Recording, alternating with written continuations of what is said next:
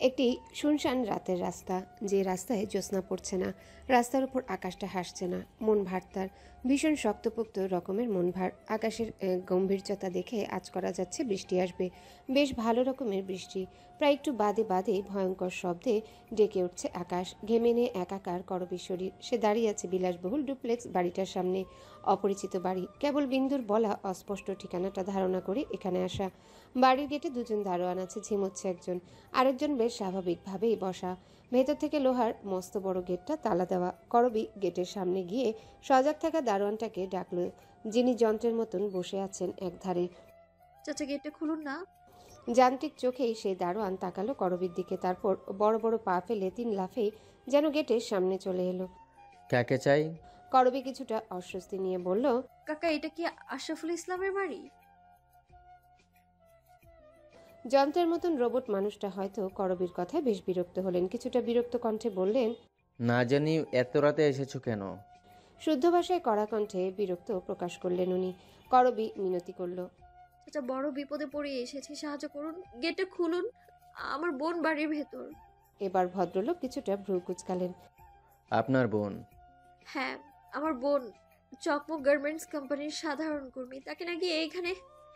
না না না, এখানে তেমন কেউ নাই। আপনি জানতো, রাত বিরতে বিরক্ত করবেন না। ভদ্রলোকের উচ্চবাচ্যে জেগে গেলেন ঝিমুনি কাটাতে থাকা দ্বিতীয়জন। তিনি হাঁক ছেড়ে বললেন, এসেছে রে জামশেদ। তেমন কেউ না, আপনি ঘুমান। জামশেদ নামক লোকটার কথায় আশ্বাসিত হয়ে আবারও ঘুমে তলিয়ে গেলেন দ্বিতীয়জন। করবীর হৃৎপিণ্ড কাঁপছে, হাত জোর করে সে মিনতি করল, খুলেন দয়া করে, আমার বোনটা ছোট, ওর অতটুকু বয়স, ওর পরিবারে কেউ নেই হাল ধরার, বৃদ্ধ বাবা আর ছোট্ট একটা মেয়ে ছাড়া। ওর কিছু হয়ে গেলে মেয়েটা বাঁচবে না। জামশেদ চাচা খুলেন, দোহাই লাগে চাচা আপনার। জামশেদ চাচার চোখে মুখে উদ্বিগ্নতা দেখা গেল না লেশ মাত্র। মুখ চোখ শক্ত করে বললেন, জানতো এখান থেকে, শুধু শুধু বিরক্ত করে লোক সজাগ করছেন। করবী লোহার গেটের ভেতর দিয়ে হাত ঢুকিয়ে পা জড়িয়ে ধরল লোকটার। চোখ দিয়ে তার অনর্গল অশ্রু গড়িয়ে পড়ছে, কণ্ঠে করুণ মায়া। চাচা, আপনি আমাদের বাবার মতো, আপনার সন্তান বিপদে পড়লে কি এমন নির্দয় হতে পারতেন আপনি? আপনার পা ধরি চাচা, আমার বিন্দুটার কিছু হয়ে গেলে আমি কি করব তখন? আমার যে ও ছাড়া কেউ নেই। চাচা, আপনার দোহাই লাগে চাচা, আপনি দরজাটা খুলুন, আপনার কাছে মিনতি করছি আমি। কি জানি, করবীর এমন অসহায়ত্বে যেন ভদ্রলোকের কিছুটা মন গলে গেল। আশেপাশে চোরের মতন তাকিয়ে সাবধানী কণ্ঠে বলল, খুললেও তুমি একা কিছু করতে পারবে না। চলে যাও, লাভ নেই, কোনো ক্ষমতা নাই। এ বাড়ির মালিকের কিছু করতে পারবে না। ফিসফিস করে কথাটা বলেই ভদ্রলোক সিগারেট বের করে চলে গেলেন ডান দিকে। অসাবধানতা বশত চাবির গোছাটা ফেলে গেলেন একদম করবীর হাতের কাছটায়। প্রত্যক্ষ দৃষ্টিতে যেন মনে হবে অনিচ্ছায় পড়েছে, কিন্তু পরোক্ষভাবে দেখলে পুরো ঘটনাটা ঘটল সম্মতিতে। চাবির গোছাটা পেতেই করবী উন্মাদের মতো গেট খোলার চেষ্টা করলো, 2-1বার ব্যর্থ হলো। অতঃপর খুলতে পারল সেই তালা। গেটটা খুলেই করবী দৌড়ে গেল বাড়িটায়। ভেতর থেকে লক করা দরজা, অনবরত কলিং বেলটা বাজাতে লাগলো সে। ব্যাগে ফোনটা বাজছে, বোধহয় হিরণ কল দিয়েছে। সে তো হিরণকে বলল পুলিশ নিয়ে আসতে, হয়তো চলে এসেছে ওরা, কিন্তু এখন ফোন ধরার সময় নেই। বারবার কলিং বেল বাজানোর পর ভেতর থেকে গলা পাওয়া গেল, মধ্যবয়স্ক পুরুষালী কণ্ঠ। পিচাসের শের বাচ্চাগুলো শান্তি দিল না, রাস্কেল একটা। গমগমে স্বরে কতগুলো গালি দিতে দিতেই দরজা খুললেন আশরাফুল ইসলাম। মোটাসোটা লম্বা চওড়া দেহি একজন মাঝবয়সী লোক। করবীকে দেখে তিনি যেন আকাশ থেকে পড়লেন। করবী বলল, বিন্দু কোথায়? কে কে রে তুই? এত রাতে আমার বাড়িতে কিভাবে? জামশেদ, জামশেদ, হাবিবুর, এই হাবিবুর, কোথায় তোরা? কাকে ঢুকাইছিস বাড়িতে? ভদ্রলোকে জড়িয়ে আসছে গলার স্বর। সেই চিৎকারে ছুটে এলেন জামশেদ ও হাবিবুর নামে দুজনে, এসেই বিরাট সালাম দিলেন। শালারা, এই মাইয়ার এখানে ঢুকলে কিভাবে? কি করছিল তোরা? অবস্থা বেগতিক হওয়ার আগেই করবী আশরাফুল ইসলামকে ধাক্কা দিয়ে বাড়ির ভেতরটায় ঢুকে গেল। আলিশান বাড়ি, সাদা ধবধবে টাইলস বসানো, রাজকীয় হাবভাব। করবীরত দেখার সময় কই সে তো সর্বস্ব দিয়ে হাঁক পাড়া আরম্ভ করলো। বিন্দু, এই বিন্দু, কোথায় তুই? আপা আসছে, বিন্দু। ততক্ষণে আশরাফুল ইসলাম, জামশেদ, হাবিবুর তিনজনাই ঢুকে গেলেন বাড়ির ভেতরে। আশরাফুল এর ইশারায় করবীর চুলের মুঠি টেনে ধরলেন হাবিবুর নামের বয়স্ক লোকটা। করবী প্রথম টানে বেশ ব্যথা পেল, কনুই দিয়ে চাপা ভাঙা আধবুড়ো লোকটার পেটে আঘাত করলো। এমন শক্ত আঘাত কাবু করে ফেললো লোকটাকে। আশরাফুল জামশেদকে হুকুম করলো করবীকে ধরার জন্যে, কিন্তু হেলদোল নেই সেই লোকের ভিতর। দাঁড়িয়ে রইলেন তিনি খাম্বার মতন। এতে আশরাফুল অশ্রাব্য ভাষায় কিছু গালিও দিলেন। বিন্দু ছুটে এলো দোতলার একটা রুম থেকে, জামাটা উল্টো গায়ে দেওয়া, সেলোয়ারের বাম পায়ের খানিকটা ছিঁড়ে গিয়েছে। এসেই জড়িয়ে ধরল করবীকে। হাউমাউ করে সে কি কান্না! মদ্যপ অবস্থায় আশরাফুল ধুলতে ধুলতে এগিয়ে গেলেন। করবী লোকটাকে ধাক্কা দিয়ে সরিয়ে দেওয়ার চেষ্টা করলো। প্রথম ধাক্কায় কিছুটা নড়লেও দ্বিতীয় ধাক্কায় কিছুই হলো না। আতঙ্কিত বিন্দুটা হাউমাউ করে চিৎকার করছে। আতঙ্কে ভয়ে মুখটা ছোট হয়ে আসছে মেয়েটার। পেছাতে পেছাতে তারা রান্নাঘরে গিয়ে থামলো। এত বড় বাড়ি অথচ কেউ নেই, থাকবেই বা কিভাবে? এটা যে ওনার আলাদা বাড়ি, পরিবার থেকে আরেকটা বাড়িতে। জামশাদ নেই এখানে, হয়তো পালিয়েছেন। হাবিবুর মাটিতে পড়ে আছেন আগের মতো, কোনো সারা শব্দ নেই। দানবীয় শক্তিতে করবীর বা হাতের কবজি টেনে ধরল আশরাফুল। জড়িয়ে আসা গলার স্বরে বললেন, এত তেজ, এত নাটকের কি ছিল? তোর বোন তো কাল সকালে চলে যেত বাসায়, পাঠিয়ে দিতাম আজ রাতটুকু মজা করে। এরপর বেতনও বাড়তো, সুযোগ সুবিধাও বাড়তো। শুধু শুধু এত হাঙ্গামার দরকার ছিল কি? লোকটার কথায় ঘৃণায় ভরে যাচ্ছিল অন্তরটা, কিন্তু কোনো মতে ওনার শক্তির কাছে পারছিল না করবী। হিরণও এলো তখনই, ছুটতে ছুটতে ঢুকেছে বোধহয় বাড়িটাতে, হাঁপাচ্ছে সে। করবী ও বিন্দুর এই অবস্থা দেখে তার আত্মা যেন গলায় আটকে গেছে। দ্রুতই সে রান্নাঘরে ছুটে গেল। আশরাফুল ইসলামের উদম শরীরে কয়েকটা কিল ঘষি দিল। হাতাহাতি লেগে গেল মুহূর্তেই। করবী চিৎকার করে বলল, পুলিশ কোথায়? পুলিশ আনোনি? জানাওনি? হিরণরা তখন হাতাহাতিতে ব্যস্ত। এক পর্যায়ে এসে লোকটা হিরণের বুকে একটা লাথি লাগিয়ে দিল। দানবের মতো শক্তি তার। লাথির চোটে হিরণ ছিটকে দূরে গিয়ে পড়ল। ভদ্রলোক আরেকটি দানবীয় লাথি দেওয়ার আগেই তার ঘাটটা মাথা থেকে আলাদা হয়ে গেল, ছিটকে গিয়ে পড়ল কাঠের চেয়ারটার পাশে। তরতাজা ভদ্রলোকের মাথাবিহীন উদম দেহটি তুমুল শব্দে পড়ে গেল ফ্লোরে। রক্তে ভেসে গেল ফ্লোর। কি বিভৎস সেই দৃশ্য! হিরণের মতো নির্ভয় পুরুষ অবধি চোখ বন্ধ করে ফেলল। আজ গরম পড়েছে ভীষণ। পুলিশ স্টেশনেও ভিড়ও বড় বেশি। কেমন হাউকাউ চারিপাশে, মনে হচ্ছে যেন মাছের বাজার। থানার বড় সাহেব কয়েকবার জোরে জোরে ধমকে উঠেছিল। ধমকের পর সবটা শুনশান নীরবই থাকে, কিন্তু পরক্ষণে আবার যেমনটা তেমন হয়ে যায়। করবী দাঁড়িয়ে আছে লোহার শিকের ভেতরের বদ্ধ ঘরটায়। হিরণ বসে আছে বড় সাহেবের সামনে। অনবরত ঘামছে ছেলেটা, কেমন উদ্ভ্রান্ত, দিশেহারা লাগছে তাকে। থানার বড় অফিসার রশিদ সাহেব পা দুলাতে দুলাতে বললেন, কি ব্যাপার, এভাবে বসে আছেন কেন? বাড়ি যান, নয়তো খুনের সময় প্রত্যক্ষদর্শী ছিলেন বিধায় আপনাকেও জেলে ভরা হবে। রশিদ সাহেবের কথাতেও ভয় পেতে দেখা গেল না হিরণের ভিতর, বরং সে বেজায় চিন্তিত হলো। পাংশুটে মুখে বলল, আপনাদের তো আমি রাতে ইনফর্ম করে গেলাম। উঠে বসে বলার সাথে সাথে চলে যাওয়া যায়? আপনারা কি ভাবেন পুলিশদের? স্পাইডারম্যান নাকি জেন নাকি পড়ে উড়াল দিয়ে চলে যেতে পারার ক্ষমতা আছে আমাদের? রশিদ সাহেব যতটুকু জোরে চেঁচালেন তার চেয়ে অধিক জোরে থানার কাঠের চেয়ারটায় লাথি দিল হিরণ। রাগে কাঁপছে ছেলেটার শরীর। করবী ভেতর থেকেই ডাকলো, নিষেধ করলো রাগারাগি না করার জন্য, কিন্তু শুনল না হিরণ। টেবিলে জোরে শব্দ করে ঘুষি দিল। খুন হওয়ার সাথে সাথে চলে এসেছিলেন কিভাবে? তখন কি স্পাইডারম্যান হয়ে গিয়েছিলেন নাকি জেন বা পড়ে? রশিদ সাহেবের ভালো লাগলো না হিরণের অতি সাহস। ক্ষুব্ধ হলেন তিনি। উঠে গিয়ে কলার চেপে ধরল তৎক্ষণাৎ। দাঁত চিবিয়ে চিবিয়ে বললেন, থানায় এসে গুন্ডামি দিব লকআপে ভরে। করবী ভেতর থেকে আকুতি ভরা কণ্ঠে বলল, স্যার স্যার ওকে ছেড়ে দেন। ওর মাথাটা গরম আছে, সেই জন্য ভুল করে ফেলেছে। আমি ক্ষমা চাচ্ছি ওর ভুলের জন্য। রশিদ সাহেব করবীর দিকে একবার তাকালেন। তখনই একজন কনস্টেবল এসে ছাড়িয়ে নিলেন দুজনকে। স্যারকে ঠান্ডা করার চেষ্টা করে টেনে হিরণকে বের করে আনলেন থানার বাহিরে। হিরণ রাগে ফুঁসছে অনবরত। কনস্টেবল সালাউদ্দিন হিরণকে বড় স্যারের সামনে থেকে কিছুটা আড়ালে নিয়ে গিয়েই দাঁড় করালেন। নম্র কণ্ঠে বললেন, এসব করবেন না, আপনাদের ঝামেলা বাড়বে বই কমবে না। এসব করে ঝামেলা বাড়াচ্ছেন। হিরণ ক্ষুব্ধ হয়ে বলল, শালা মাদার ফাকার দলেরা ইচ্ছে করে এটা করেছে। কাল আমি যখন ছিলাম তখন আমার সাথে গেলে আজ এত কিছু হতো না। আপনার সাথে যায়নি কারণ আছে। আশরাফুল ইসলামের অনুমতি বিন তার বাংলোতে কেউ যাবে না, সে যেই হোক। এত বড় একজন শিল্পপতি তিনি, তার এতটুকু পাওয়ার তো চলছেই আইনের বাজারে। সালাউদ্দিনের কথায় আকাশ থেকে যেন পড়ল হিরণ। কিং কর্তব্য বিমূঢ় হয়ে বলল, কে? হ্যাঁ, আমি ঠিক বলেছি। এসব শিল্পপতিদের ক্ষমতা। আপনার আমার মতন সাধারণ জনতা কিছুই করতে পারবে না এখানে। তাই তো আপনি সাহায্য চাওয়া সত্ত্বেও সঠিক সময় আইনের লোক গিয়ে পৌঁছায়নি।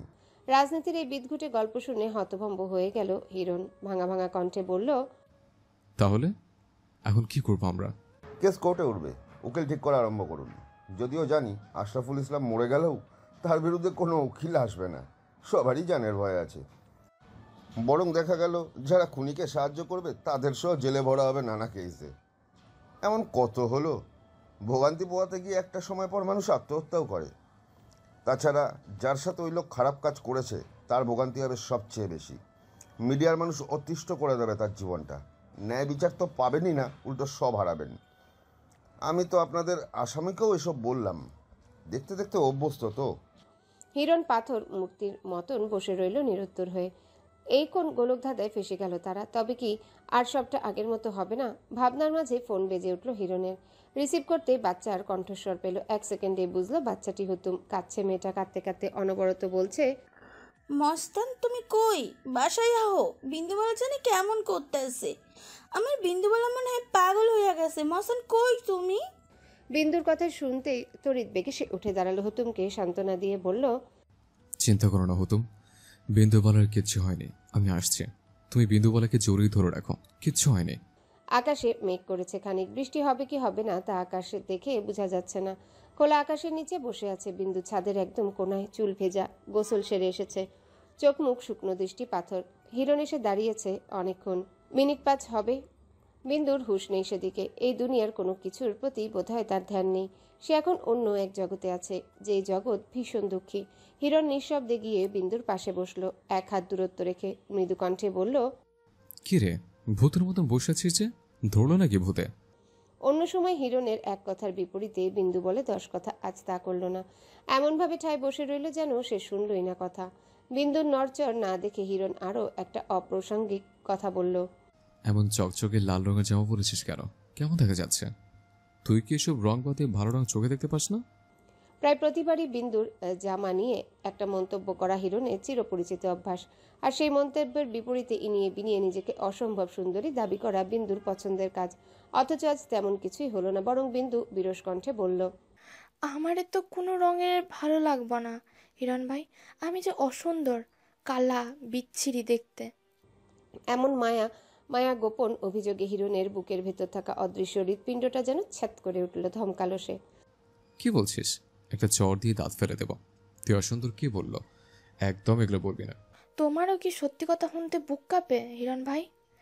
সবার মতো তুমিও কি সত্যি শুনতে পারো না? ডরাও? আমি সত্যি শুনতে পারি, তবে এমন তাচ্ছিল্য করার কথাই শুনতে পারি না। তুই এসব বলবি না আর কখনো। হিরণের নিষেধাজ্ঞায় হাসল বিন্দু। দূর গগনে দৃষ্টি নিবদ্ধ করে বলল, হিরণ ভাই, আমি তাচ্ছিল্য করি না এগো। আমার ভাগ্যটা এমন, আমি যেইখানেই থাকি সেইখানে সব চুরমার কইরা ফেলাই। আম্মা কইতো অপয়া, হয়তো রাগের বশেই কইতো, কিন্তু জানো আমার ঠিকই কইতো। দেখলা না আপার ভাগ্যটা? আমার লইগা আপারে জেলে যাইতে হইল। আল্লাহ জানে আপার ভাগ্যে কি আছে। আমি যে কি কি এর লাইগা আপারে কল দিলাম, না দিলেই তো পারতাম। আমার লগে যা হওয়ার তো হইয়াই গেছিল। আমার তো আপারে ডাকা উচিত হয় নাই। আমি একটা বার আপার কথা না ভাবাই এত বড় বিপদে আপারে ডাইকা আনলাম। আপা হইল কখনো এমন করতো না। যে বিপদে সেই হ্যান্নে থাকে, আমার আপা আমারে সেই দিক থেকে 100 হাত দূরে রাখে। আমি কেমনে পারলাম এটা করতে? হিরণ ভাই, আপা আবার আমাগো কাছে আইব তো? কথা শেষ করে কান্না জুড়ে দিল বিন্দু। গা কাঁপিয়ে হাউমাউ করে কাঁদছে মেয়েটা। ঠিক এই সময় নিজেকে বড় অসহায় লাগলো হিরণের। কাকে রেখে কার কাছেই বা যাবে সে? বিন্দুর কান্না থামানোর জন্য ডান বাহুতে হাত রাখলো সে। সেই স্পর্শে কেঁপে উঠল বিন্দু, ছিটকে সরে গেল দূরে। ভীত, আতঙ্কিত এবং ব্যথাতুর স্বরে বলল, ধৈর্য না হিরণ ভাই, তুমিও ধরলে আমার ওই লোকটার কথা মনে পড়ে যায়। তোমার যে আমি ভালোবাসি, ওই পবিত্র ছোঁয়া জানোয়ারের আওয়াজ পাইলে আমার যে খারাপ লাগে, আর এইখানে বড় ব্যথাও পাইছি। হিরণের মুখ চুপসে আছে, নরম কণ্ঠে বলে, ব্যথা পেয়েছে সেখানে? ব্যথা না হিরণ ভাই, কামড়াইছে বেটা। কুত্তা যেমন কামড়ায় এর চেয়েও খারাপভাবে। আমার পুরো শরীর ঝোলাই যাইতেছে। তুমি একটু দূরে গিয়া বউ তো। আমার পুরুষ দেহ মানুষ দেখলেই বুকটা কাঁপিতেছে, ভয় করতেছে। ঘরে আমার পঙ্গু নীরব আব্বা শুইয়া আছে বইলা আমার ঘরে যাইতেও ডর করাতেছে। আমার হুতুম নিচে গেছে, আর একটু আয়না দিবা হিরণ ভাই? ওর লইগে যদি এমন হয়, না না, আমি জানি কি কইতাছি হিরণ ভাই, আমি কি পাগল হইয়া যাইতেছি? কথা বলতে বলতেই উত্তেজিত হয়ে গেল বিন্দু। কেমন উদ্ভ্রান্তের মতন এদিক ওদিক তাকাতে লাগলো, নিজের চুল টানতে লাগলো, কপাল বাড়ি দিতে লাগলো ছাদের রেলিংয়ে। হিরণ শক্ত হাতে মেয়েটাকে চেপে ধরতে চিৎকার চেঁচামেচি বাড়িয়ে দিল মেয়েটা। কেমন হিংস্রতার সাথে ভীত ও কণ্ঠে বলতে লাগলো, আমারে ছাইরা দাও হিরণ ভাই, আমার তোমার ডর লাগতেছে, আর আমার শরীরটা নষ্ট হইয়া গেছে। আমারে ছাড়ো, তুমি ময়লা হইয়া যাইবা, তোমার বিপদ হইব আপার মতন। ওই দেখো হিরণ ভাই, ওই বেটার কাটা মাথাটা ওইখানে পইরা আছে, কেমন কইরা চাইয়া আছে বেটা, দেখো। উত্তেজিত ভঙ্গিতে বিন্দু ছাদের কোণায় দেখিয়ে দিচ্ছে, অথচ সেখানে কিচ্ছু নেই। হিরণ আতঙ্কিত হয়ে গেল। হুতুম তবে এজন্যই হিরণকে কল দিয়ে এমনটা বলছিল? বাচ্চাটা কি ভয় পেয়েছে? কোথায় গিয়েছে হুতুমটা? ধর্ষণ শব্দটা কতটা ভয়াবহ তা বিন্দু উপলব্ধি করলো ধীরে ধীরে। বিশিষ্ট শিল্পপতি আশরাফুল ইসলাম যেদিন খুন হলেন ঠিক তার পরের দিন থেকে পুরো শহর জুড়ে খবর ছড়াতে শুরু করলো। খুনের অন্তরালে থাকা ঘটনা ঘুরতে ঘুরতে বেরিয়ে এলো বিন্দুর নাম। বাতাসের বেগে ছড়াতে লাগলো খবর। যদিও আশরাফুল ইসলামের টাকা ছিল, তাই প্রথমে ধরে ধর্ষণের নাম ওঠেনি। উঠেছে বিন্দু নামের এক কারখানার নিম্নবর্গের শ্রমিকের সাথে আশরাফুল ইসলামের অন্তরঙ্গ মুহূর্তের কথা। সেই খবর জানতে পেরেই আশরাফুল ইসলামকে খুন করেছে বিন্দুর বড় বোন রক্তকরবী। খবরটি মিথ্যে, কিন্তু প্রথম অবস্থায় এই খবরটি হলো অন্যতম সত্য। ধর্ষণের মতন এমন ঘৃণিত কাজ তো ধনী শ্রেণীর মানুষরা করতেই পারে না। বিন্দু এই শহরের নোংরা খবর সম্পর্কে জানতো না। সে তখন ছিল ঘরবন্দি। নিজের সাথে নিজের একটা নির্মম যুদ্ধ চলছিল তার। যতই ভুলে যেতে চাচ্ছিল বিদঘুটে রাত্রির কথা, ততই মনে পড়ে যাচ্ছিল। চোখের সামনে নিজের নগ্ন দেহ, অন্তরঙ্গ মুহূর্ত, ঘাট থেকে মাথা আলাদা হওয়ার দৃশ্যটা তার চোখের পাতায় এই সিনেমার মতন আটঘাট বেঁধে যেন বসে পড়েছিল। তবুও নিজের সাথে নিজের অদম্য যুদ্ধ শেষে সে সাহস সঞ্চয় করল। হুতুমটার খিদে পেয়েছে, আব্বুকেও তো খাওয়াতে হবে, অথচ চাল ডাল নেই ঘরে। তাই অবশেষে দীর্ঘ লড়াইয়ের পর ঘর ছেড়ে বেরিয়ে গেল সে। মাথায় ওড়না পেঁচিয়ে হুতুমের হাতটা শক্ত করে ধরে ঘর ছেড়ে বেরোলো। আজ দুদিন পর বোধহয় সে সূর্য দেখল। এই দুদিনে সে ঘর ছেড়ে বের হয়নি, আর না হিরণ ভাইকে ঘরে আসতে দিয়েছে। বিন্দু ঠিক করলো আজ যেহেতু সাহস করে বের হয়েছে, তাহলে আপার সঙ্গেও দেখা করে যাবে। দুদিন হলো আপাকে দেখে না। সে কতটাই না নির্দয়। যে আপা তার জন্য আজ এমন পরিস্থিতিতে পড়েছে, সেই আপার সাথে যোগাযোগটুকুও করছে না। কতটুকু স্বার্থপর হলে এমন করে মানুষ? অথচ আপা তো তার বিপদ শুনে ঝাঁপিয়ে পড়তে একবারও দ্বিধা করেনি। আপার মতন হতে যে তার 7 জনমও যথেষ্ট নয়। সবে সিঁড়ি দিয়ে নেমে বিল্ডিং থেকে বের হয়েছে, তন্মধ্যে বিল্ডিংয়ের নিচতলার ভাড়াটিয়া খালা ডাকলো তাকে। বিন্দুনি, হুন হুন, দাঁড়া। বিন্দু স্বাভাবিকভাবেই দাঁড়ালো। উৎসুক নয়নে তাকিয়ে জিজ্ঞাসা করলো, কোন কি খালা? খালা গদগদ হেসে এগিয়ে এলেন। বিন্দুকে মাথা থেকে পা অব্দি পরখ করে বললেন, তোরে কত টাকা দিছিল বিন্দু? খালার প্রশ্ন বোধগম্য হলো না। বিন্দুর কপাল কুঁচকে বলল, কি এর টাকা খালা?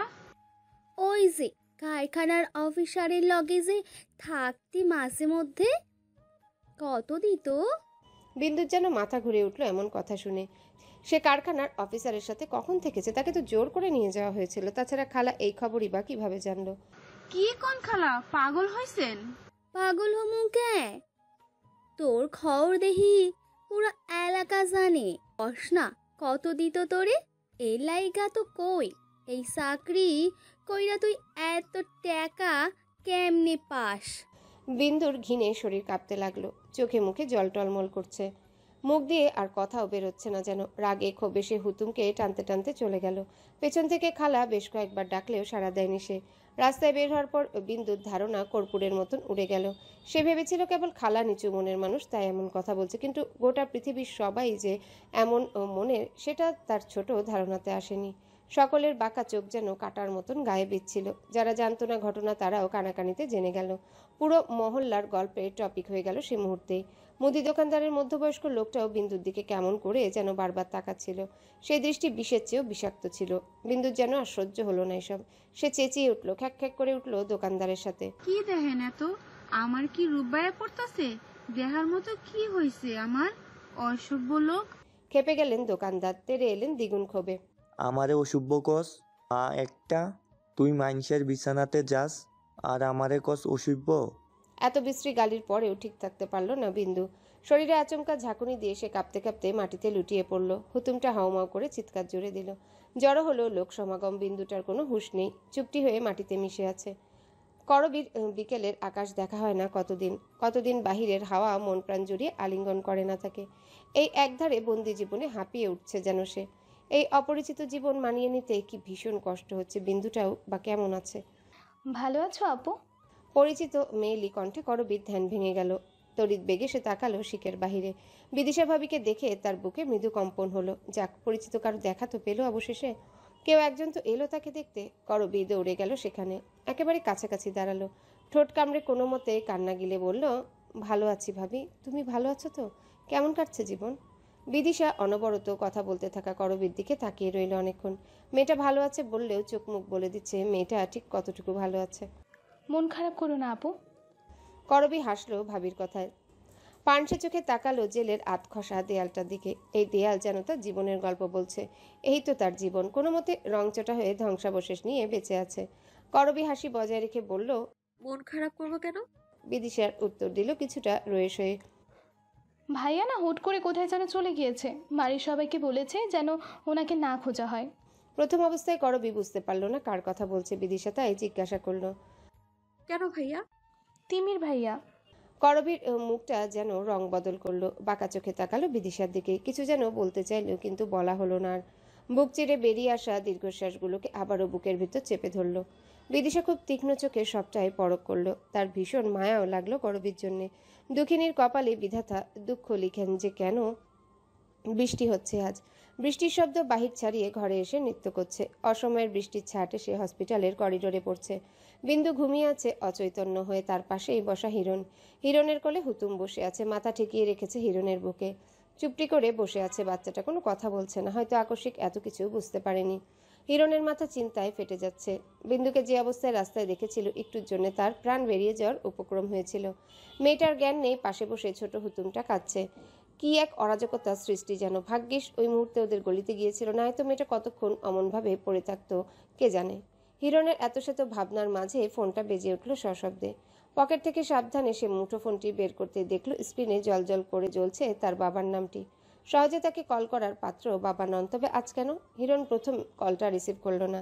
দেখতে দেখতেই কেটে গেল, তাই পরবর্তীতে আবারও সেকেন্ড পেরুতে কল এলো। বাবার এত জরুরি তলবে তার ভ্রু দুটি কুঞ্চিত হয়ে এলো। এত ঘন ঘন কল দেওয়ার কারণ কোনো মতেই খুঁজে না পেয়ে অতঃপর সে কল রিসিভ করলো। কল রিসিভ করতে তার বাবার বাজখাই গলা ভেসে এলো, তোর ছেলে এতক্ষণ লাগে কল ধরতে?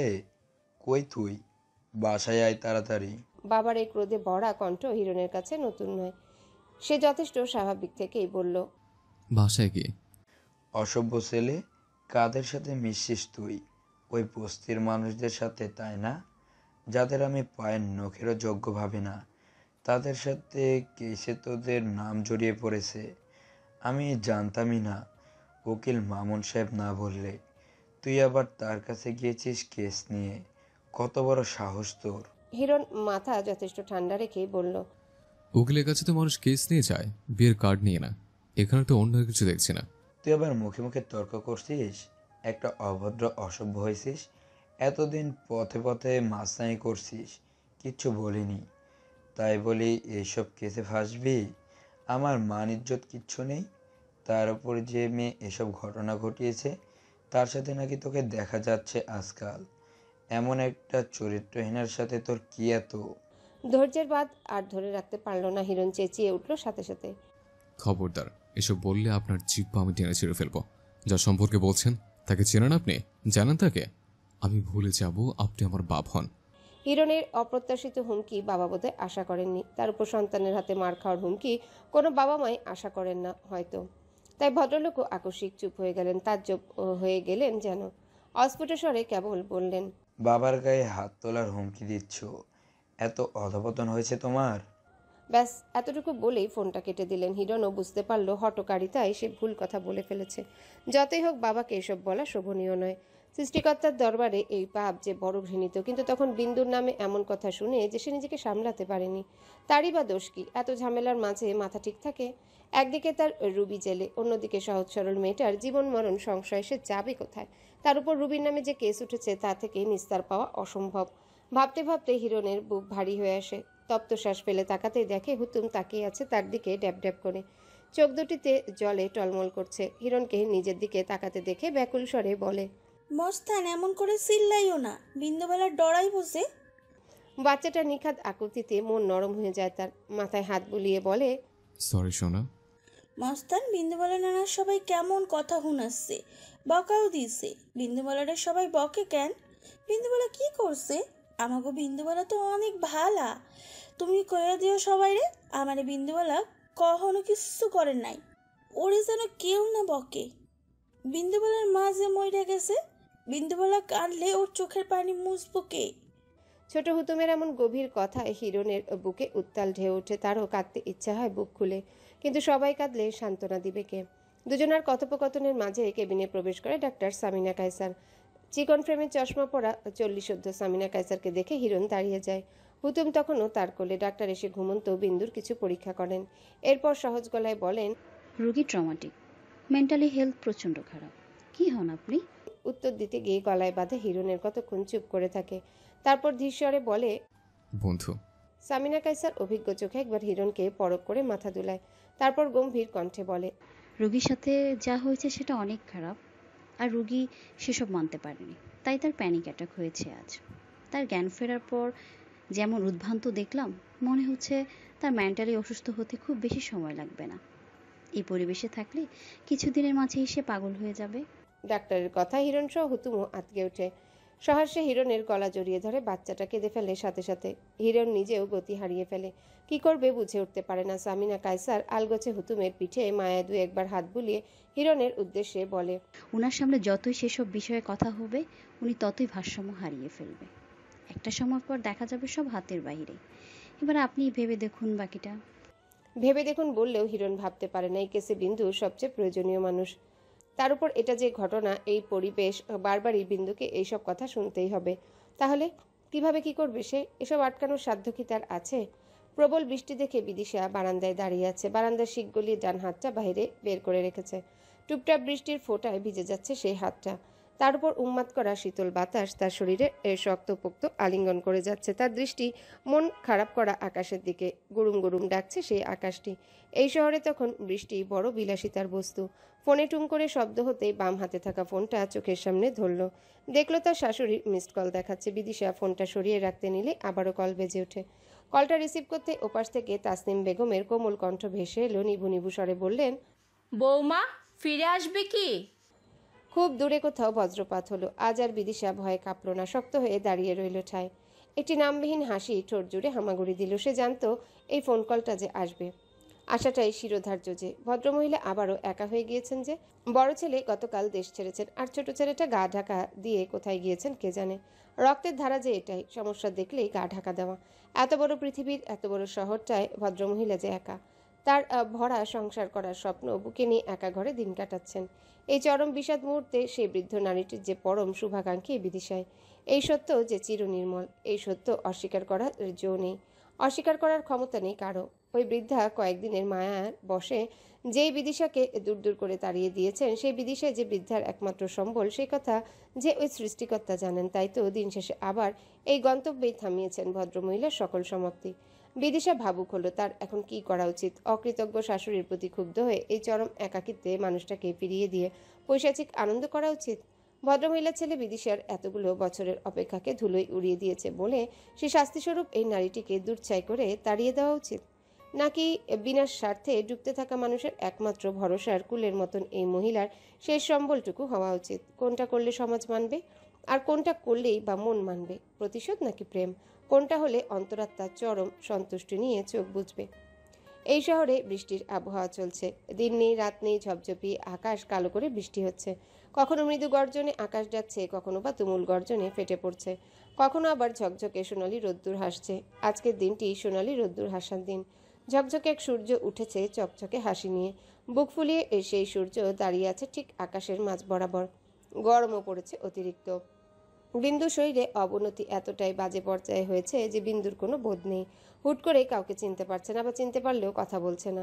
কখনো বা রেগে যাচ্ছে হুটহাট। দুদিন আগেও হুতুমের মাথা ফাটিয়ে ফেলেছে। তাও নিচতলার এক মহিলার প্রশ্নের বাণে অতিষ্ঠ হয়ে ছুটে এসে এটা ওটা ছুটতে গিয়ে দুর্ঘটনাবশত হুতুমের গায়ে পড়ে যায় এবং মাথাটা ফেটে যায়। রক্তারক্তি কাণ্ড। হিরণ এসে দেখে তো আহাম্মক বনে যায়। বিন্দুর আব্বু এসব দেখে দেখে গুরুতর অসুস্থ হয়ে যাচ্ছিলেন। তাই অবশেষে একটা স্বাস্থ্য কেয়ার কমপ্লেক্সে হিরণ বিন্দুর আব্বুকে পাঠিয়ে দেয়। বিন্দুর যে অবস্থা কাউকেও সামনে রাখা নিরাপদ না, দেখা যায় হুট করে কি নাকি করে বসবে। বিন্দুর অবস্থা অবনতি হচ্ছিল বিধায় আবারও সামিনা কাইসারের কাছে নিয়ে যায় হিরণ।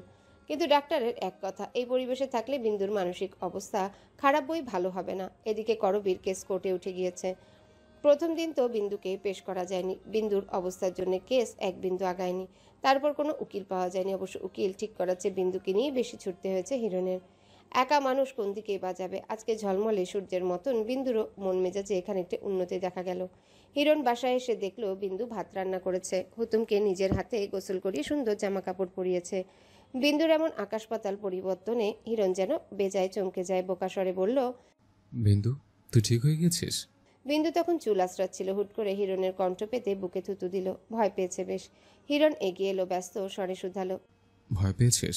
বিন্দু কিছু বলল না, কেবল আবদার করলো, আইজ আপার কাছে যাবো হিরণ ভাই, মেলা দিন হইছে আপারে দেখি না। এসব কথাই হিরণের কাছে অবাস্তব লাগছে। বিন্দুর মানসিক অবস্থা গুরুতর খারাপ। তার মাঝে হুট করে এই আবদার যেন বড় সমস্যা সৃষ্টি করছে। কিন্তু তবুও হিরণ দ্বিমত পোষণ করলো না, কেবল বলল, নিজেকে ঠিক রাখতে পারবি তো? বিন্দুর হাত থেমে যায় এমন প্রশ্নে ঘাড় ঘুরায় যন্ত্রের মতন। বেশ খানিকক্ষণ তাকিয়ে থেকে বলে, আমি কতটা পাষাণ তাই না বলো?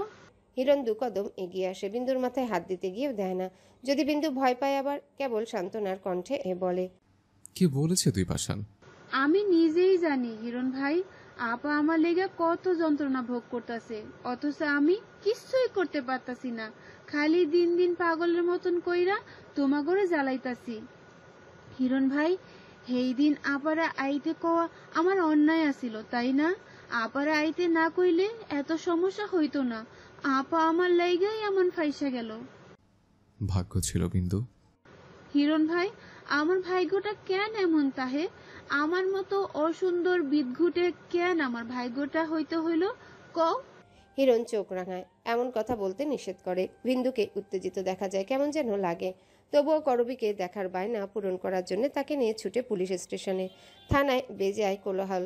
খুনির আসামির সাথে দেখা করতে হলে বড় অফিসারের নির্দেশ লাগে। হিরণ সেটাও জোগাড় করে আনে। তারপর হুতুম বিন্দুরে নিয়ে ঢুকে থানায়। করবীর চোখ মুখ ভেঙে এসেছে। অযত্নের ছাপ পড়েছে মেয়েটার মুখে। যেই সুন্দর রক্তকরবী একসময় যুবকদের বুকের উত্তাল ঢেউ ছিল, সেই সৌন্দর্যতা আজ ফুরিয়ে আসার পথে প্রায়। ফর্সা চামড়ায় কত দাগ পড়ে গিয়েছে এতগুলো দিনে, চোখের নিচে কালচে গাঢ় রেখা। কিন্তু এতদিন পর বিন্দুকে দেখে সে ক্লান্ত চোখ জোড়া যেন হেসে উঠল। ছুটে এসে লোহার বড় বড় শিক গলিয়ে ছুঁয়ে দেয় বিন্দুর মুখমণ্ডল, হুতুমের মুখমণ্ডল। এই আনন্দ যেন বহু যুগ পর তার জীবনে এসেছে হামাগুড়ি দিয়ে। আপন মানুষের মুখ যেন এই জীবনে বড় মূল্যবান জিনিস। কেঁদে দিল বিন্দু। আপার কারাগারের বাহিরে থাকা দুই হাত চেপে হাউমাউ করে কেঁদে উঠল সে। কাঁদতে কাঁদতে তার চির পরিচিত বিলাপ যুক্ত করলো, আপা আমারে মাফ করো আপা, তোমারে এত দুঃখ দেওয়ার মতন অপরাধ আমি করছি আপা, আমারে মাফ করে দাও। করবীও কাঁদলো। বিন্দুর মাথায় হাত বুলিয়ে দিতে দিতে বলল, কাঁদছিস কেন বোকা? তুই আমায় কোথায় দুঃখ দিলি?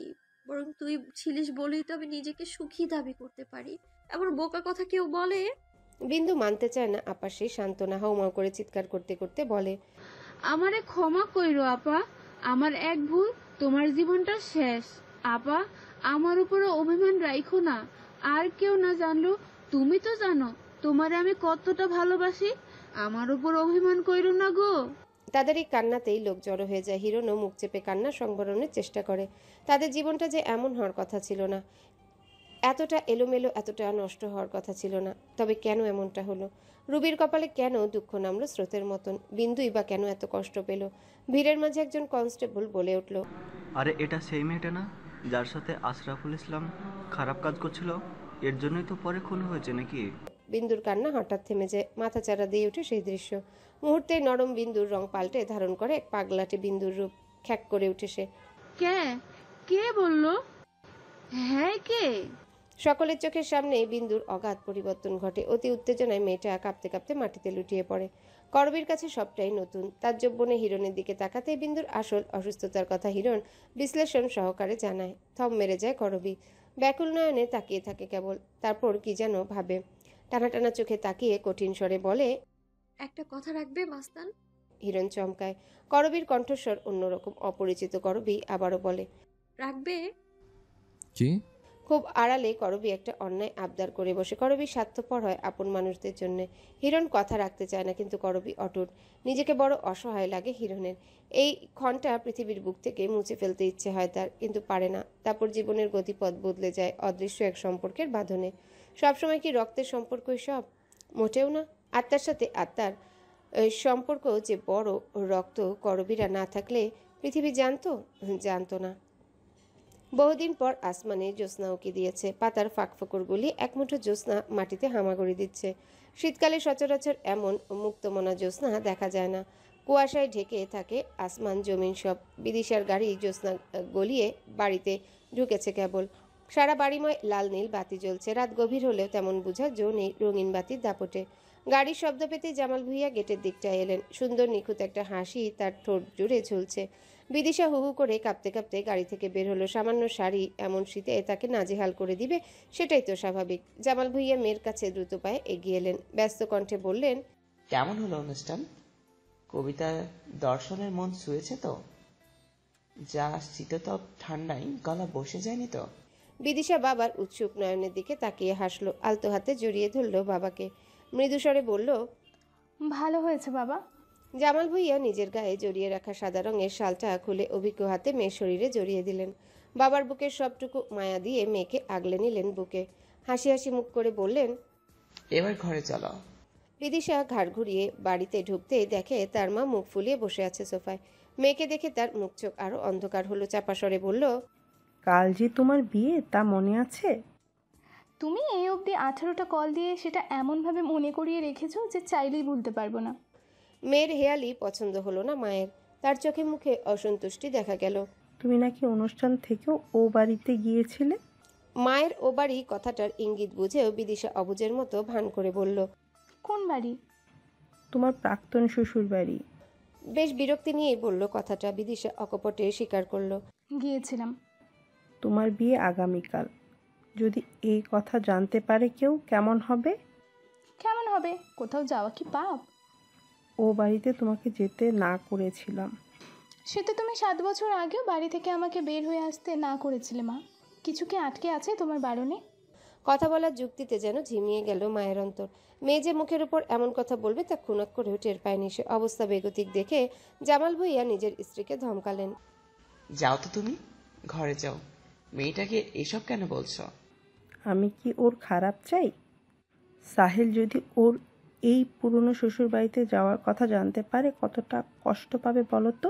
বিদিশা নির্লিপ্ত স্বরে বলল, সাহেল আমার সাথেই ছিল এতক্ষণ, ওর সাথেই গিয়েছিলাম ও বাড়ি। আর যাই হোক, সাহেল অমানুষ না। অমন বৃদ্ধ একটা মানুষের অসুবিধা শুনেও একমাত্র আমার প্রাক্তন শাশুড়ি বলে ও যাবে না, তা কি কখনো সম্ভব? সাহেল তো মানুষ মা, ভালো মানুষ। কথাটুকু শেষ করে নিজের রুমে চলে যায় বিদিশা। মায়ের মন কোমল হয়ে আসে। যতই হোক সে যে মা। সন্তান একবার যেই আগুনে পুড়েছে সে তো সন্তানকে আবারও সেই আগুনে ঠেলে দিতে পারে না। গত 7 বছর আগেই যে সম্পর্কের ইতি টানা হয়েছিল হাতে কলমে, সেই সম্পর্ক আজও জিইয়ে রেখে কী লাভ? মেয়েটা এখন কত শক্ত শক্ত কথা বলল, অথচ আজও নিজের প্রাক্তন শাশুড়ির বিপদ শুনলে ছুটে যায়। ওই একা নারীটার খোঁজখবর নেই, কিন্তু এতে তার মন সায় দেয় না। এত বছর পর নিজের ননাসের ছেলের সাথে বিয়ের আয়োজন হয়েছে। যদি বিপদ হয় কোনো, রাত বাড়ে পাল্লা দিয়ে। সাথে বিদিশার ফোনের নোটিফিকেশনে পাল্লা ভারী হয়। এই মাঝরাতে গোসল সেরে এসে বারান্দায় দাঁড়ায়। ফোনের স্ক্রিন অন করতে দেখে ফেসবুকে ঘুরে বেড়াচ্ছে তার গায়ের হলুদের ছবি, সাথে কনফেশন। এই যে বিদিশার নেশা, এর শেষমেশ ও পথে থাকা পুরনোর কাছেই বাধা পড়লেন। পৃথিবীতে এমন অলৌকিক ঘটনাও ঘটে যে যাকে ভালোবাসে সে তাকে পেয়ে গেলে কত সুন্দর ইতিহাসই না হয়। বিদিশার নেশা ঠিক কতখানি প্রার্থনা করেছিলাম বলে এতগুলো বছর পরেও আপনাকে পেলাম, ভাবতে পারেন? ইতি ও পথে থাকা পুরনো। কনফেশনটা দেখে আপন মনে হাসলো বিদিশা। সাহেল ভাই যে তাকে পছন্দ করে সেটা সে বুঝতে পারত, কিন্তু তার মন কোনো এক মহেন্দ্রক্ষণে গিয়ে একজন মানুষে যে আটকে গিয়েছিল তা আর ফেরানো সম্ভব হয়নি।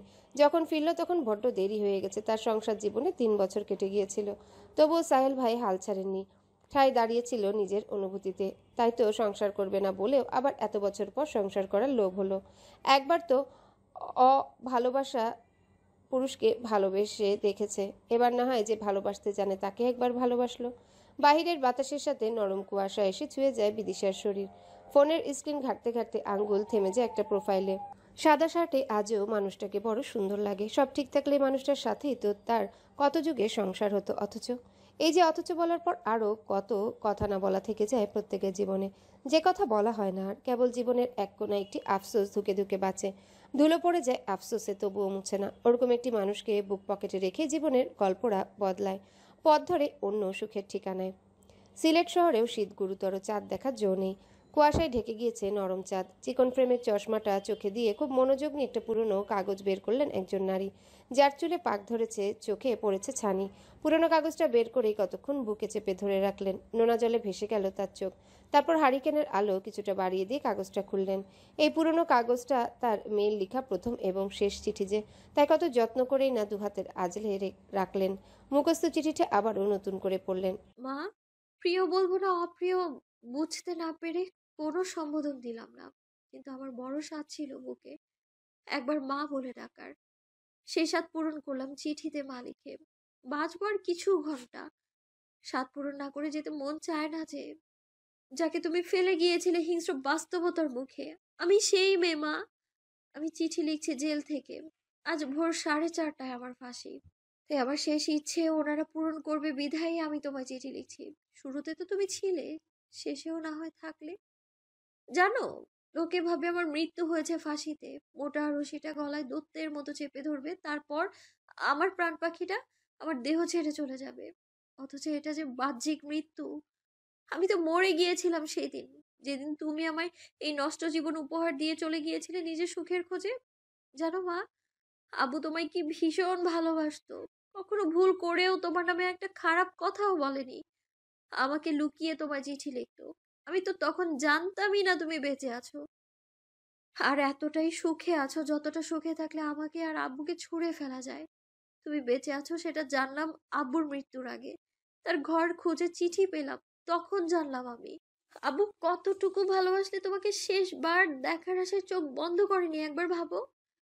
ভাগ্যিস আমি চিঠিটা পেয়েছিলাম, জেনেছিলাম তোমার ঠিকানা, না হয়তো আব্বুটা তোমাকে দেখার ইচ্ছে বুকে নিয়েই চিরবিদায় নিত। আচ্ছা মা, যেদিন শেষবারের মতো আব্বুকে হসপিটালে দেখতে গেলে, সেদিন তোমার বুক কেঁপেছিল কি? যে মানুষটা তোমায় এত ভালোবাসার পরেও ছেড়ে গিয়েছিলে, সেই মানুষটা তোমাকে শেষ অবধি মনে রেখেছিল বলে অবাক হওনি? হয়েছিলে নিশ্চয়ই। জানো মা, আমি তোমায় ঘৃণা করি। আমার আব্বু যেই মানুষটার ছবি তার বুক পকেটে যত্ন করে রেখে দিয়েছিল, সেই মানুষটার বিশ্বাসঘাতকতা যে আমি মানতে পারিনি, কিন্তু তবুও মায়ের ভালোবাসা পাওয়ার লোভ যে অন্তরে ছিল। ঘৃণা করতে গিয়েও যে কোথাও একটা তোমাকে ভীষণ ভালোবাসি, সেটা কি করে অস্বীকার করি আমি? সে যাই হোক, আজ মাঝরাতের পর ফাঁসি আমার। এরপর এই সুন্দর পৃথিবীটা দেখা হবে না আর। এই ভোর, এই ভালোবাসার পৃথিবীটাকে আর দেখবো না। ভাবলেই কান্না পাচ্ছে আমার। ভুল কেসে এত বড় দণ্ড পেলাম আমি, কি আর করব? ভাগ্যে যে ছিল এটা। বিধাতা কিছু কিছু মানুষকে এমন দুঃখে মোড়ানো ভাগ্য দিয়েই যে পাঠান, এই ভাগ্য অস্বীকার করি কি করে বলো? তবে আমার কাছের মানুষগুলো যেমন ভালো আছে, এইটুকুতেই আমার শান্তি। জানো মা, বাবা যেমন তোমায় ভালোবাসতো, আমাকেও তেমন একজন ভালোবাসে। আমি যতই মানা করি সে শুনেই না। বোকা ছেলে একটা। এমন মায়া মায়া ভালোবাসা পেলে মরতে ইচ্ছে করে বলো? কষ্ট হয় যে বড়, তবু মরতে হয়। কাল ভোরে যখন আমার দেহটা প্রাণ শূন্য হয়ে পড়ে থাকবে, তখন কে নিবে সেই দেহের দায়ভার? আমার মৃত দেহ দেখার মতো এই গোটা দুনিয়ায় কেউ নেই। কেন নেই মা? এত খারাপ ভাগ্য কারো হয়? বেলির গন্ধে বাগিচা ভরে যাবে। আমার সদ্য কবরে হাউমাউ করে কেউ কাঁদবে না। কাদার মতো একটা মানুষ পৃথিবীতে নেই বলে আমার নিজের জন্যই ভীষণ মায়া হচ্ছে। আরে, এই আমিটা কতই না নিঃস্ব, কতই না দুঃখ পেয়ে যাচ্ছি আমি মা। আমার যেতে ইচ্ছে করে না। মা গো, এত সাধের জনম দুঃখে দুঃখে বিসর্জন দিলাম আমি। মা, মা গো, আমার জন্য দুফাটা কাঁদবে কি মা? আমার ফাঁসি ভোর 4:30টায়। আবারও বলছি, ভোর 4:30টায়। সেই সময়টা আমার জন্য দুফোঁটা চোখের জল ফেলো কেমন? গোটা এক আস্ত আমিটা মরে যাব, অথচ কেউ কাঁদবে না, তা মানতেই পারছি না আমি। তুমি না হয় কাঁদলে, এই বেনামি মৃত দেহটা তবুও তো শান্তি পাবে।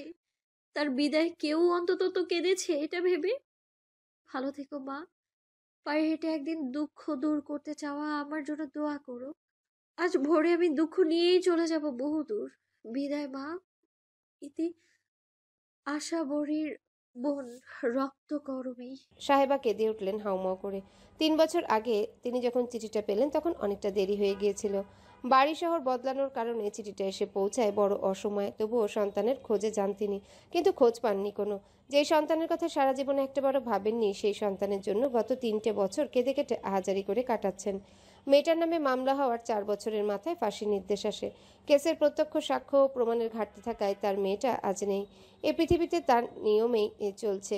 অথচ এই যে প্রগাঢ় দুঃখগুলো, তা মোছার কি সাধ্য আছে কারো? এই শীতেও বিন্দু গুনে গুনে 6 বার গোসল করেছে, তাও মধ্যরাতে। মাঝে মাঝে মেয়েটা এমন পাগলামো করে, কি করবে না করবে বুঝে পায় না। বেশিরভাগ শীতেলে মেয়েটা মাথা বিগড়ে যায়, মানুষকে চিনতে পারে না, পাগলামো করে। হুতুম অতিষ্ঠ হয়ে বিন্দুর উপর রাগ দেখাচ্ছে, কিন্তু শান্ত রইল হিরণ। নরম হাতে বিন্দুর মাথা মুছিয়ে দিল সে। ফ্রিজ থেকে নামিয়ে খাবার গরম করে আনলো, খাইয়েও দিল। হুতুম নীরবে সবটাই দেখল। হিরণ যখন বিন্দুকে ঘুম পাড়িয়ে ঘর থেকে বের হতে নিবে, হুতুম তখন পিছু ডাকলো, নরম স্বরে শুধালো, তোমার রাগ লাগে না মস্তান? হিরণ মুচকি হাসি দিয়ে বলল, কেন? এই যে বিন্দু বলেছে এমন করে। বিন্দু তো অসুস্থ, সুস্থ যখন থাকে তখন তো এমন করে না। বিন্দু বলা কি একেবারে ঠিক হইব না? হবে, ধৈর্য রাখো, আমাদের বিন্দু একেবারে ঠিক হয়ে যাবে। তুমি যাও, ঘুমাও। হুতুম ঘাড় নেড়ে ঘুমোতে চলে যায়। হিরণ তপ্ত শ্বাস ফেলে ঘরের বাইরে এসে পূব দিকের বাগানটায় গিয়ে বসে। মৃদু বাতাসে তার শীত শীত ভাব গাঢ় হয়। তার সামনে একটা পুরনো কবর থেকে কি যেন এক অপরিচিত ফুলের সুবাস ভেসে আসে। হিরণ একধানে সেদিকেই তাকিয়ে থাকে, বিড়বিড় করে বলে, রুবি, আজ তোমার শরীর থেকে কত সুন্দর প্রাণ আসছে দেখো। তবুও তুমি বোকার মতন বলো তোমাকে যেন না ভালোবাসে। এমন ফুলের মতো মানুষকে ভালো না বসে থাকা যায় না। সেই তুমি রাগ করো আর যাই করো, আমি তোমাকেই ভালোবাসবো। তোমার অন্যায় আবদার। কথা বলতে বলতে অজান্তেই হিরণের চোখ বেয়ে গড়িয়ে পড়ল অশ্রু। সে ফিসফিস করে বলল, কে জানি রুবি শুনল কিনা, রুবি দেখলো কিনা এই প্রেম, রুবি জানলো কিনা তার কবরে রোজ নিয়ম করে একজন কান্না করার মতন মানুষ পৃথিবীতে অবশিষ্ট রয়ে গেছে আজও। খুব দূরে কুয়াশা ঠেলে একটা পরিচিত পাখি ডাকলো বিরহী স্বরে, কে ওটা? বাণী না? পরিশিষ্ট। বিন্দুর মানসিক অবস্থা বিগড়ে যাওয়ায় মামলা কঠিন থেকে কঠিনতম হয়। আদালতে প্রমাণ হয়ে করবী টাকার লোভে খুন করে বিশিষ্ট শিল্পপতিকে। টাকার ক্ষমতার কাছে ফিকে হয়ে যায় সব সত্য। কোনো সঠিক তথ্য প্রমাণ না থাকায় হিরণ চেয়েও করবীকে মুক্তি করাতে পারেনি। তবে করবীর কথা অনুযায়ী বিন্দুকে আড়াল করতে পেরেছিল এই সমাজের চোখ থেকে। শহর ছেড়ে খুব দূরে এক পাহাড়ি অঞ্চলে বিন্দুকে লুকিয়ে রাখে। সেখানে বিন্দুর চিকিৎসা চলে, তবে সেই চিকিৎসা আজও চলছে। বিন্দুর স্মৃতিতে করবী খুব কম সময়ে আসে, আর যখন আসে তখন বিন্দু উন্মাদ হয়ে যায়। তাই কেউ তাকে করবীর কথা মনে করায় না। আর তিমির হলো সেই চরিত্র যারা আমাদের জীবনের কোনো কিছুতেই থাকে না, কেবল ঝড়ের বেগে সে জীবনটায় আরও এক আনা দুঃখ বাড়িয়ে দিয়ে যায়। তবে তিমিরদেরও বুকের ভেতর একজন আস্ত বিরোহিনী লুকায়িত থাকে, যাদের তারা একসময় ভালোবেসেছিল, থাকে হিরণদের বুকের ভেতরেও। পৃথিবীতে ভালোবাসতে পারা বেশিরভাগ মানুষের বুকের ভেতরেই বিরোহিনীরা থেকে যায়। শীতের নরম কুয়াশা, গ্রীষ্মের তাপদাহন কিংবা শরতের মেঘের পরিবর্তন ঘটে, তবে বুক পকেটে থাকা বিরোহিনীদের ঘটে না পরিবর্তন। চিরজীবন তারা চিরকাঙ্ক্ষিত মানুষ হয়ে অপূর্ণতায় থেকে যায়, যেমন করে বিদিশার বুকেও রয়ে গেছে একজন।